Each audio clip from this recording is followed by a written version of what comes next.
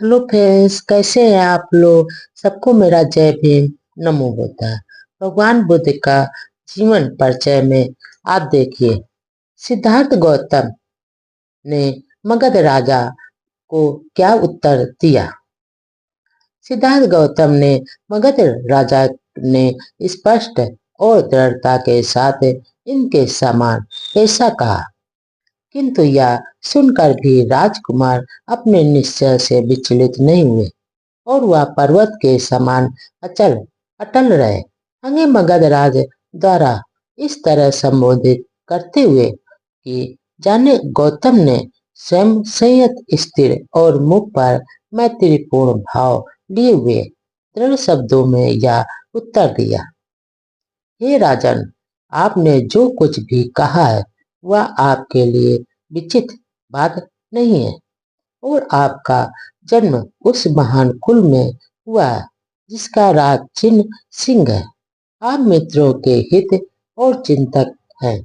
आपके लिए यह स्वाभाविक ही है कि जो कुछ आपके मित्र जैसा हो उससे आप इसी प्रकार कहेंगे और दुष्शीलों की कुलागत मैत्री और शीघ्र ही नष्ट हो धूमिल हो जाते और सुशील ही है जो नए मैत्रीपूर्ण व्यवहार से अपने पुरखों की पुराने परंपरागत मैत्री में वृद्धि करते रहते हैं, किंतु जो प्रतिकूल परिस्थितियों में भी अपने मित्रों के साथ समान व्यवहार करते हैं और जो मैत्री का त्याग नहीं करते, मैं उन्हें हृदय से आदर करता हूँ और आदर देते हुए सच्चा मित्र समझता हूँ।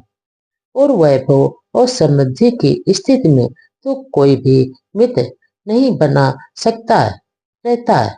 इसलिए इस संसार में संपत्ति प्राप्त होने पर जो अपने मित्रों के लिए तथा धर्म के कल्याण के लिए निमित्त उसका उपयोग करते हैं, उन्हीं की संपत्ति सार्थक होती है। और जब इसका विनाश भी हो जाता है तब भी यह दुखद जनक नहीं सिद्ध होती, पीड़ा नहीं होती है। हे राजन, आपने जो कुछ भी मेरे बारे में कहा है वह आपकी उदारता है और मैत्री का ही परिणाम है।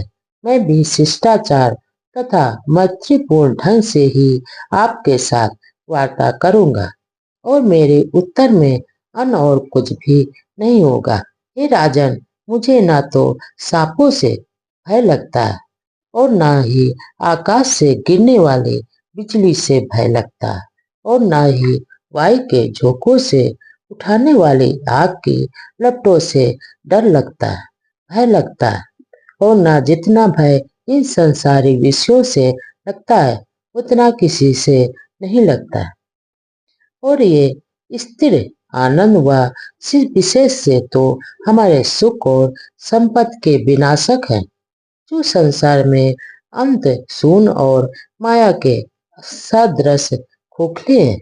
ये सुखों के लिए आशा काल में ही आदमी के चित्त को सम्मोहित कर लेते हैं और जब वे चित्त को ग्रस्त कर लेते हैं तब हम तो उनका कहना ही क्या होता है। हे राजन, ये जो संसारी सुखों के शिकार हुए लोग देव और लोक में भी प्रसन्नता और संतोष और सुख को प्राप्त कर लेते हैं, वो मृत लोक की तो बात ही क्या होती है। और सुखों की कामना करने वालों की प्यास उसी प्रकार कभी नहीं बुझती है जैसे कि ईंधन के साथ वायु प्रेरित की आग नहीं बुझती है। और विषयों से बढ़कर संसार में कोई विपत्ति नहीं होती और अविद्या के कारण लोग उनमें अनुरक्त होते हैं।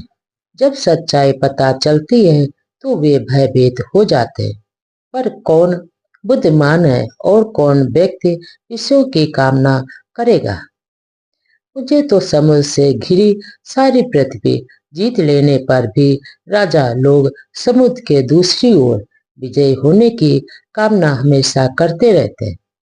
जिस प्रकार अपने में गिरने वाली नदियों से समुद्र आतरत ही रहता है, उसी प्रकार आदमी की भी कभी भी विषयों से तृप्ति नहीं होती है और आकाश से स्वर्ण वर्षा होने पर भी, महाद्वीपों को जीत लेने पर और शुक्र का आधा राज हस्तगत हो जाने पर भी राजा मंधाता ही कि संसारी विषयों में तृष्णा पूरी तरह से बनी रहती है और उसकी तृष्णा कभी पूरी नहीं होती है। और स्वर्ग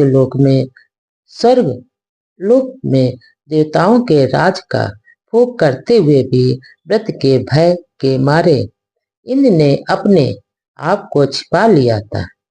जैसे अहंकार के वशीभूत होकर बड़े बड़े ऋषियों से भी अपनी पालकी उठवाकर भी धनुष विषयों में अतृप्त ही हमेशा रहा था, उसी प्रकार इन विषय भोग नामधारी शत्रुओं की कौन कामना करेगा, जिन्होंने ऐसे ऋषियों को भी जीत लिया है, जो अन्य लक्ष्यों की प्राप्ति में हमेशा लगे रहते हैं, जो बल कल वस्त्र धारण करते हुए भी जिनका जड़ और फल मूल और जल ही भोजन था और जिनकी सांपों जैसी लिपटी हुई लंबी जटाएं थी, उस उनकी तरह कौन बनेगा।